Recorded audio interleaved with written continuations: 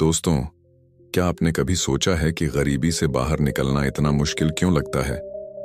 हम अक्सर मान लेते हैं कि सफलता बस किस्मत की बात है, पर असल में परिवर्तन हमारे छोटे कदमों में छिपा होता है। आज मैं आपको एक ऐसी कहानी सुनाने जा रहा हूं जो न सिर्फ आपके मन की आंखें खोल देगी, बल्कि यह सिखाएगी कि सुख और दुख आपके बाहरी हालातों पर नहीं, बल्कि आपके नजरिए पर निर्भर करते हैं। यह कहानी है एक गरीब व्यक्ति की है जो अमीर बनने की चाह में हमेशा दुखी रहता था। लेकिन एक दिन एक बौद्ध भिक्षु ने उसे सिखाया कि असली सुख कहाँ पाया जा सकता है। तो दोस्तों, अंत तक इस कहानी को ध्यान से सुनिए, क्योंकि यह कहानी आपके जीवन को बदल सकती है और आपके अंदर एक नई ऊर्जा, एक नई सोच पैदा कर सकती है। तो आइए चलते हैं गौतम बुद्ध की शिक्षाओं से प्रेरित इस अनमोल कहानी की ओर। बहुत समय पहले की बात है। एक नगर में एक बहुत ही गरीब व्यक्ति रहता था। वह जब भी किसी धनी व्यक्ति को देखता तो वह मन ही मन बोलने लगता और कहता, हे भगवान, तूने मुझे इतना गरीब क्यों बनाया? इन अमीर व्यक्तियों को देखो, यह लोग कैसे ढंग से खेल रहे हैं, जीवन का आनंद ले रहे हैं, और एक मैं हूं जो हर रोज एक एक पैसे के लिए तरस जाता हूं। मेरे पास तो फूटी कौड़ी तक नहीं है और यह लोग पैसे बर्बाद कर रहे हैं। हे भगवान, मुझे भी अमीर बना दें। एक दिन वह व्यक्ति इसी तरह बोल रहा था। तभी उसके पास से एक बौद्ध भिक्षु गुजर रहे थे। उन भिक्षु ने उस गरीब व्यक्ति की सारी बातें सुन ली।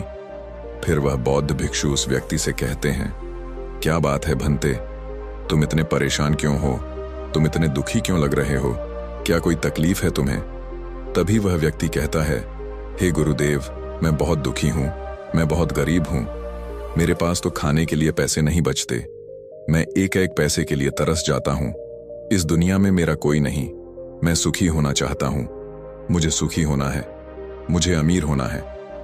हे गुरुवर, क्या आप मुझे कोई ऐसा उपाय बता सकते हैं जिससे मैं जल्द से जल्द अमीर हो जाऊं और मेरे पास किसी चीज की कोई कमी ना रहे?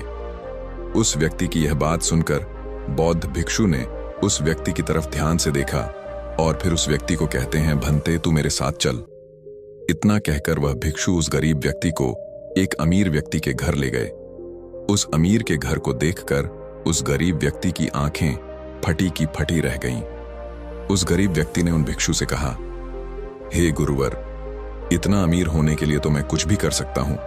यदि मेरे पास इतने पैसे हों तब तो क्या ही बात है, इस घर में तो कितना आनंद आता होगा। तभी वह भिक्षु मुस्कुराने लगे और उस गरीब व्यक्ति से कहते हैं, इसलिए तो मैं तुम्हें यहां पर लाया हूं।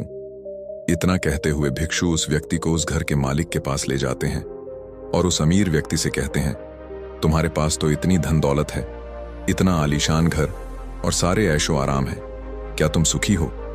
तभी वह व्यक्ति जरा सा मायूस होकर उन बौद्ध भिक्षु से कहता है, हे गुरुवर, कैसा सुख केवल धन दौलत होने से सुख तो नहीं आ जाता। मैं तो जन्म से ही अंधा हूं और एक अंधे के जीवन में सुख कैसे हो सकता है? सुखी तो वे लोग हैं जिनके पास आंखें हैं, जो लोग इस संसार को देख पा रहे हैं, इसकी खूबसूरती को आंख भर के निहार पा रहे हैं। हे गुरुवर, मैं तो बस इतना ही चाहता हूं कि केवल मुझे कुछ पलों के लिए ही सही, लेकिन इस संसार को देखने का अवसर प्राप्त हो। मैं कम से कम एक बार अपने माता पिता, अपने रिश्तेदारों को देख सकूं, और इसके लिए चाहे मुझसे मेरी कोई पूरी दौलत ही क्यों ना ले ले, मैं देने के लिए तैयार हूं। मैं इतना दुखी हूं जितना दुखी और कोई नहीं हो सकता। हे ईश्वर, आपने मुझे अंधा क्यों बनाया? तभी उन बौद्ध भिक्षु ने उस गरीब व्यक्ति की ओर इशारा करते हुए कहा, तुम्हारे पास एक बहुत बड़ा अवसर है। यदि तुम चाहो तो केवल अपनी आंखें देकर तुम इस अंधे व्यक्ति की सारी धन दौलत ले सकते हो, और उसके बाद तुम भी अमीर बन जाओगे, तुम भी सुखी हो जाओगे। तुम्हें तुम्हारा सुख मिल जाएगा और इस अंधे व्यक्ति को उसका सुख प्राप्त हो जाएगा। तभी वह गरीब व्यक्ति कहता है, नहीं नहीं गुरुवर, आप यह क्या कह रहे हैं? बिना आंखों के मैं अमीर होकर क्या करूंगा? नहीं गुरुवर, मैं अपनी आंखें नहीं दूंगा। तभी वह बौद्ध भिक्षु उस गरीब व्यक्ति से कहते हैं, एक बार फिर से सोच लो, इतना अच्छा अवसर तुम्हें दोबारा नहीं मिल पाएगा। तभी वह गरीब व्यक्ति कहता है, यदि आपके पास कोई और मार्ग है तो बताइए, अन्यथा मैं अपने घर चलता हूं। तभी वह भिक्षु उस व्यक्ति से कहते हैं, ठीक है, यदि तुम अपनी आंखें नहीं देना चाहते तो कोई बात नहीं, हम कोई और रास्ता निकाल लेते हैं। तभी वह बौद्ध भिक्षु उस व्यक्ति का हाथ पकड़कर उसे एक और धनी व्यक्ति के घर ले जाता है। इस धनी व्यक्ति का घर पहले वाले धनी व्यक्ति से और भी ज्यादा विशाल था। यह देखकर वह गरीब व्यक्ति कहता है, अरे अरे, इतना आलीशान घर मैंने आज तक नहीं देखा था। तभी वह बौद्ध भिक्षु उस गरीब व्यक्ति को उस धनी व्यक्ति के पास ले जाते हैं और उस धनी व्यक्ति से कहते हैं, आप तो बहुत सुखी होंगे, आपके पास इतना आलीशान घर है, इतनी धन दौलत है, सारे ऐसो आराम है, आपको तो किसी चीज की कोई कमी नहीं, आप अवश्य ही बहुत सुखी होंगे।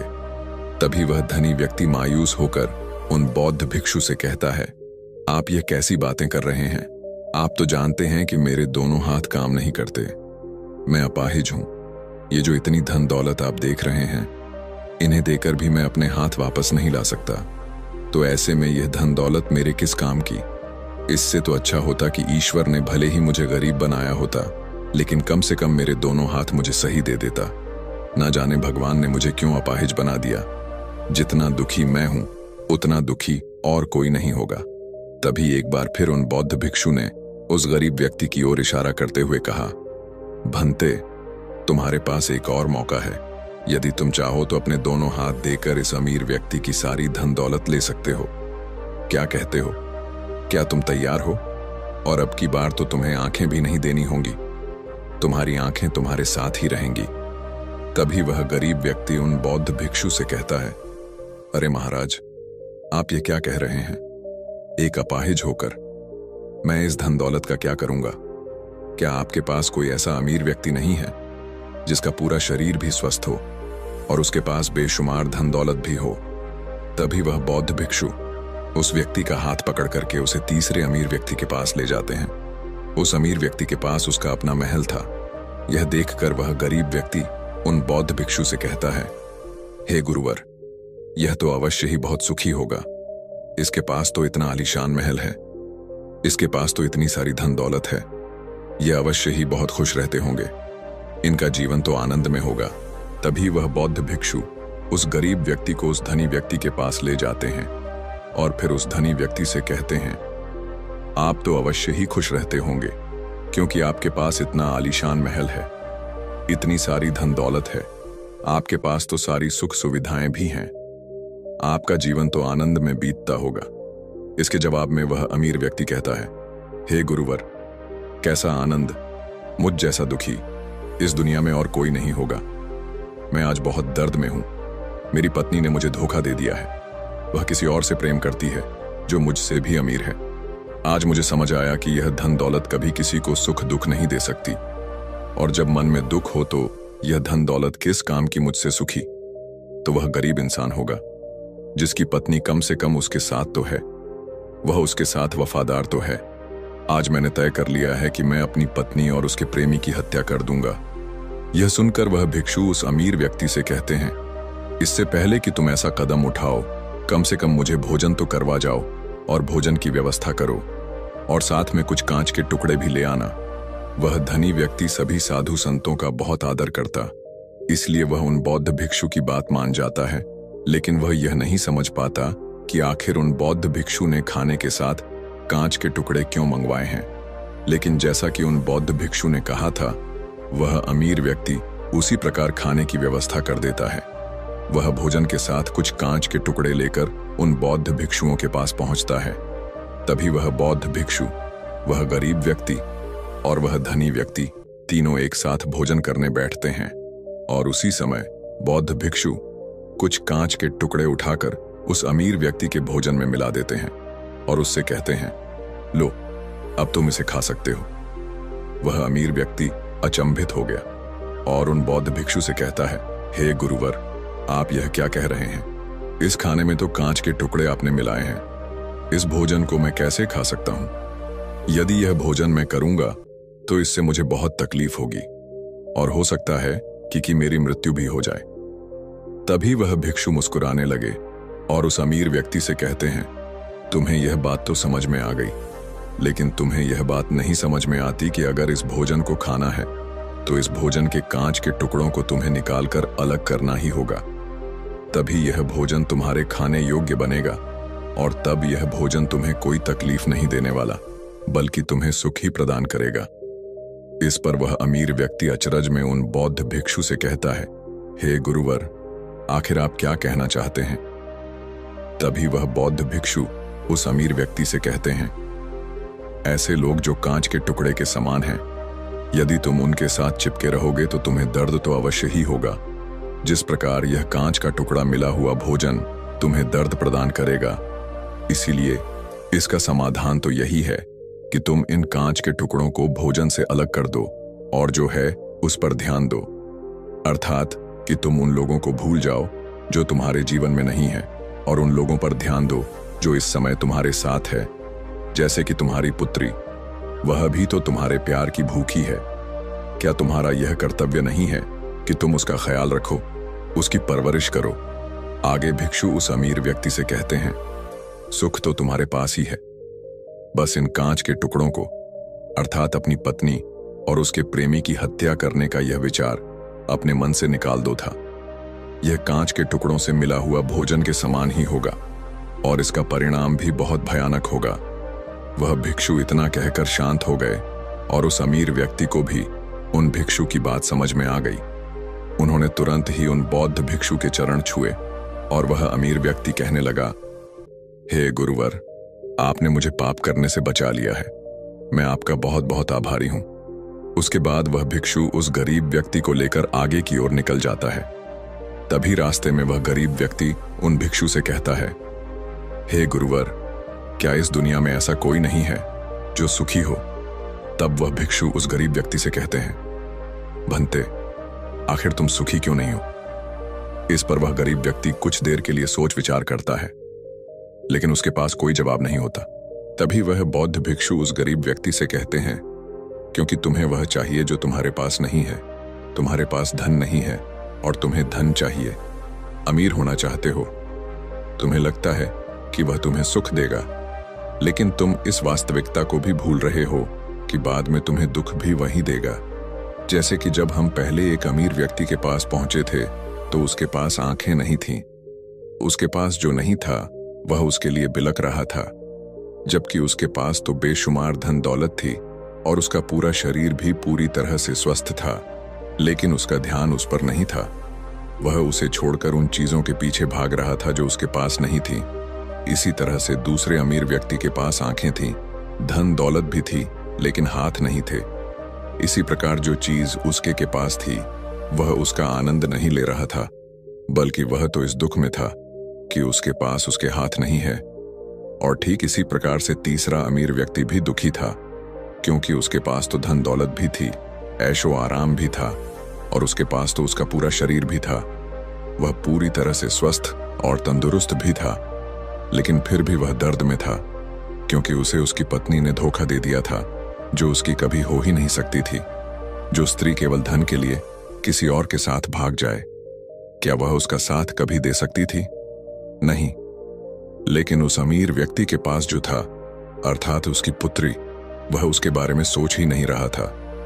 आगे वह भिक्षु उस गरीब व्यक्ति से कहते हैं, अमीर गरीब होने से दुख और सुख का कोई मतलब नहीं होता। अमीर हो या गरीब, हमारे दुखी होने का एकमात्र कारण यही होता है कि हम हमेशा उन चीजों के पीछे भागते रहते हैं जो हमारे पास है ही नहीं, और जो वर्तमान में हमारे पास है हम उस पर ध्यान ही नहीं देते और ना ही उसका आनंद ले पाते हैं। हम तो केवल भविष्य में घूमते रहते हैं, भूतकाल में अटके रह जाते हैं, और यह सारी गलतियां हम वर्तमान की जमीन पर करते हैं।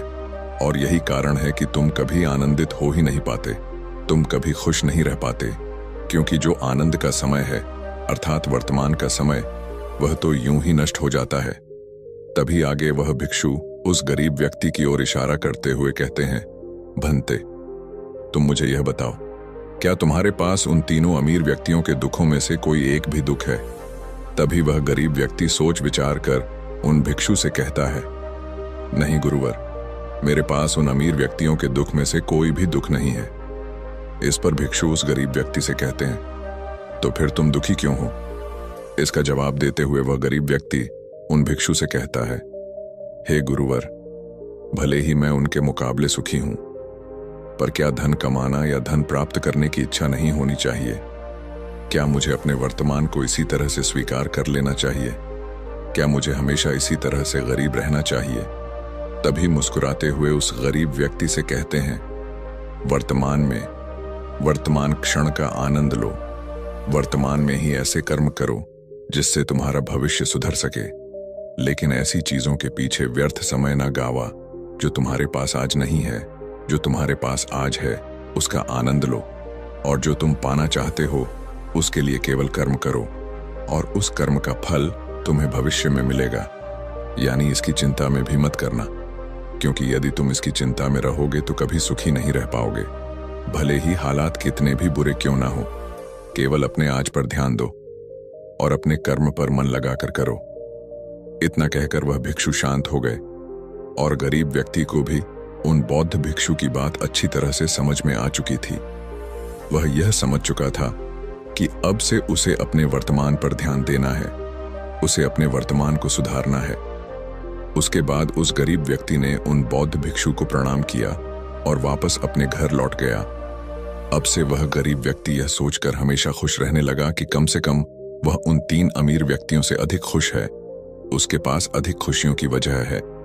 हाँ, यह बात और है कि उसके पास धन नहीं है, लेकिन उसके पास ऐसी चीजें हैं जो धन से कहीं ज्यादा कीमती हैं, और वह है उसका पूरा शरीर, जो पूरी तरह से स्वस्थ है। दोस्तों, मैं उम्मीद करता हूं कि यह कहानी सुनने से आपके जीवन में अच्छे बदलाव आए होंगे।